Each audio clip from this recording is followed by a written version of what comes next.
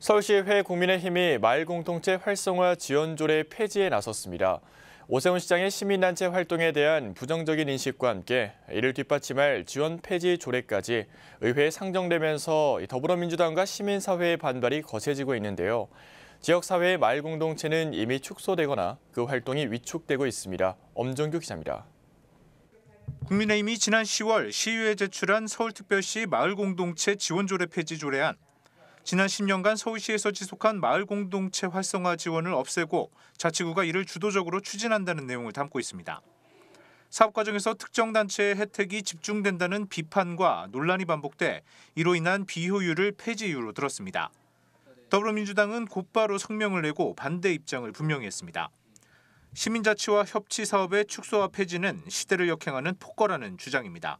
정정 행정은 관주도가 아니라 민간주도 행정으로 바뀌고 있어요. 그렇게 바뀌어왔고 정부나 서울시나 지자체 다. 근데 서울시나 이제 자치구가 역행하고 있는 거죠. 서울시 내에 있는 구성원들이 있고 다양한 계층과 다양한 생각들이 존재하는데 시장이라 하면 그런 다양한 생각을 존중해주고 다양한 활동에 대해서 존중해야 되는 거죠.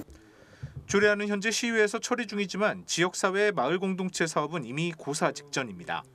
특히 다른 구에 비해 상대적으로 주민들의 지역 공동체 활동 참여가 저조한 강남의 경우 상황이 더 심각합니다.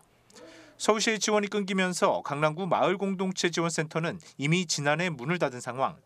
마을공동체 활성화의 구심점이 사라진 겁니다.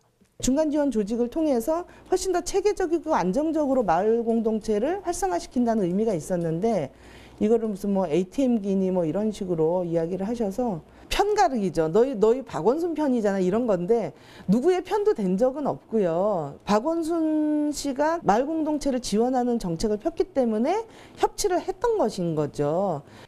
단체는 또 비정상의 정상화를 내세워 서울시가 시민단체와 지역 공동체의 성과를 부정하고 있다고 주장했습니다. 일부 활동 과정에 부정적인 측면이 있을 수 있지만 이를 전체 문제로 확대하고 있다는 겁니다.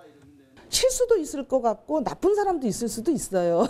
이게 항상 공동체 활동을 한다고 해서 선한 것만 존재하진 않잖아요. 나쁜 쪽으로 활용하지 않도록 정책을 그 필터를 만드는 거죠. 그 대안을 만들면 되는 거예요. 부분을 전체화해서 일반적으로 이건 나쁘다라고 하는 건 의도적인 악마라고 생각을 하는 거죠.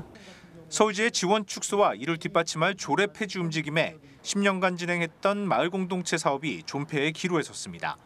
딜라이브 뉴스 엄중규입니다.